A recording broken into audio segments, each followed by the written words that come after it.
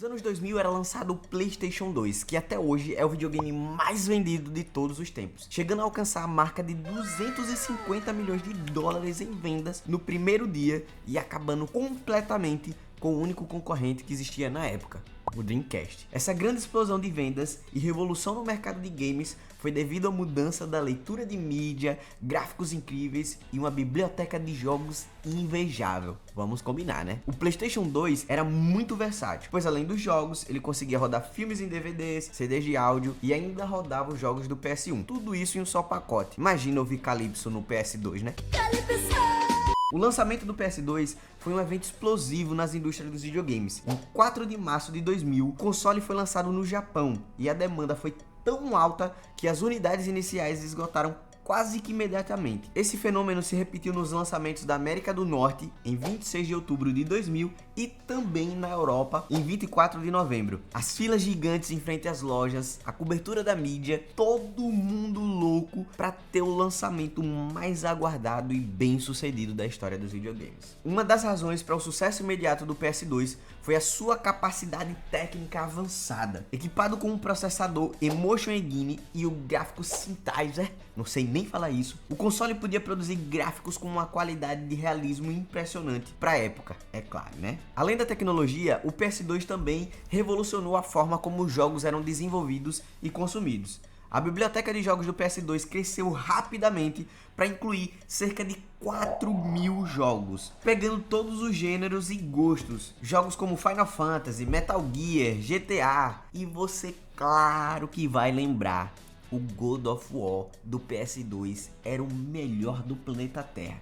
Vamos combinar, né? Mas a combinação do poder técnico do PS2 e a funcionalidade versátil de você poder tocar um CD, um DVD, assistir um filme e a vasta coleção de jogos fez com que o PlayStation 2 se tornasse um fenômeno no mundo todo e um marco na história dos videogames. Se você já jogou qualquer um desses jogos que eu acabei de falar, você fez parte de uma das maiores histórias da pirataria contra a Sony.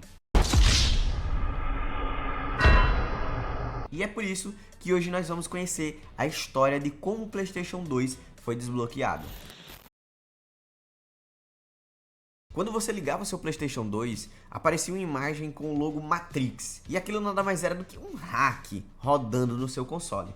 Esse hack era mais conhecido pelos técnicos como mod chip, uma pequena plaquinha instalada no seu PlayStation para que ele pudesse rodar aqueles jogos que você comprava baratinho na feira.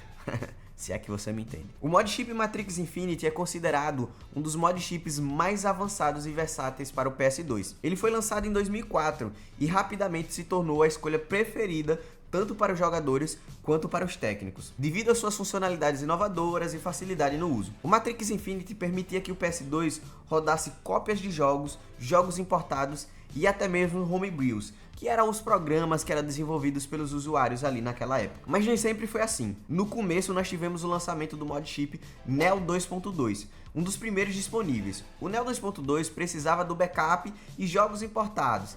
Esse processo era um pouco mais complicado e menos conveniente para os jogadores, mas abriu o caminho para futuras inovações. Logo em seguida, nós tivemos o Messias, um dos primeiros mod chips a oferecer uma solução de modificação mais direta e confiável, permitindo a execução de backups, jogos importados, sem a necessidade de um disco de boot, como era feito no Neo 2.2. O Messias simplificou o processo, mas ainda exigia um certo nível de habilidade técnica para a instalação desse mod chip, o hackzinho, como eu falei, né? Depois tivemos o Magic, que foi conhecido pela sua simplicidade de instalação e pelo suporte em vários modelos de PS2. O Magic começou a se tornar o desbloqueio mais acessível para uma maior quantidade de pessoas e diminuiu a dificuldade na instalação, aumentando, é claro, a confiabilidade que passava ali no processo de instalação desse mod chip. E até que fim chegamos ao Matrix Infinity, que era compatível com a maioria de modelos de PS2, incluindo as versões FATs, que é aquele PS2 grossão que parece um tijolo, e o Slim, que é o que todo mundo conhece. Basicamente, quando você ia na casa do seu amigo,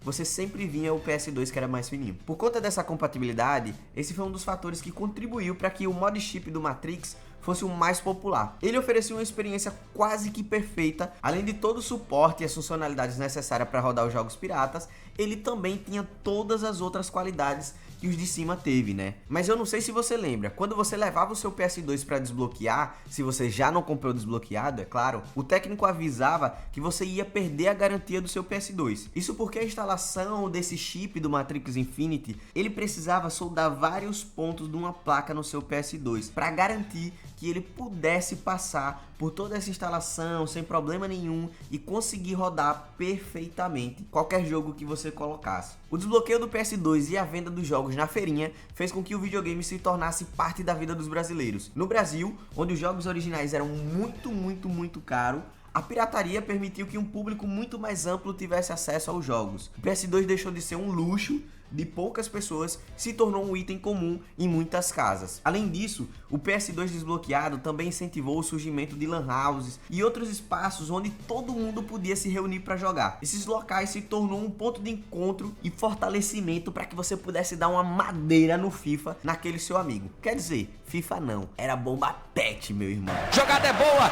Além disso, as lan houses permitiam que, se você não tivesse um PS2 dentro da sua casa, bastava você pagar R$1 aqui na minha cidade e você tinha acesso a 1 hora. Era só você sentar, escolher qual jogo você queria jogar, se você ia chamar seu amigo e cada um ia dividir ali para que vocês pudessem pagar aquela hora e a diversão estava garantida. A popularização do PS2 desbloqueado foi um dos principais fatores para o sucesso duradouro do PS2 no Brasil. Ele não só popularizou os videogames no país, mas também ajudou a formar uma geração de gamers apaixonados, que levavam esse interesse adiante com os consoles das gerações seguidas. O legado do PS2 no Brasil é duradouro e profundo, refletindo uma era de inovação e acessibilidade que mudou a forma como os brasileiros interagiam com os videogames. O Matrix Infinity foi muito mais do que um simples mod chip. Ele representa uma época de inovação e engenhosidade na modificação dos videogames. E isso contribuiu muito para a popularização do PS2 no Brasil, onde especialmente os jogos originais, como eu já falei, era muito caro. O desbloqueio do PS2 e a venda de todos esses jogos na feirinha fez com que a gente tivesse uma sensação diferente. A gente podia escolher qual jogo a gente ia levar, se ia pegar, se não ia pegar, porque todas as vezes era um grande mistério, né? Assopra o DVD, limpa, passa creme dental e a gente nunca sabia se aquele cara de fato tava vendendo o jogo que tinha na capa. Às vezes você comprava um GTA e do nada tinha o Vegeta dentro do jogo. Às vezes você comprava um GTA e era o GTA do cavalo. Às vezes você comprava um Bomba Pet e do nada já tinha um jogador atualizado que ele acabou de ser transferido na semana passada. Mas o que é isso que está aparecendo aqui no meu computador? Eu não acredito nisso. Tudo isso fez com que a infância de todo mundo que nasceu naquela época dos anos 2000 pudesse aproveitar um pouquinho mais os videogames. Ir no lan house, se divertir com os amigos, quem sabe até mais trocar um soco, né? Porque seu amigo não quis pagar a hora no apostado ali. Mas tudo isso foi graças ao chip do Matrix Infinity, que popularizou tudo isso no Brasil. E você, sabia dessa história que o PS2 passou por todos esses momentos até desbloquear o seu PlayStation 2? Eu mesmo, quando pesquisei essa história dos mod chips, acabei descobrindo isso, né? Na verdade, eu imaginava que eu levava o PS2 lá, o cara colocava um DVD e já tava tudo desbloqueado. Mas a história por trás do PS2 é muito maior do que eu imaginava. E você, sabia de toda essa história do mod chip, desse hackzinho e a forma como o PS2 ficou famoso no Brasil? Se você quer ver mais histórias como essa e discutir um pouco mais sobre todos esses jogos do PS2 que marcou a sua infância, já deixa o comentário aqui que eu vou construir muito mais vídeos como esses.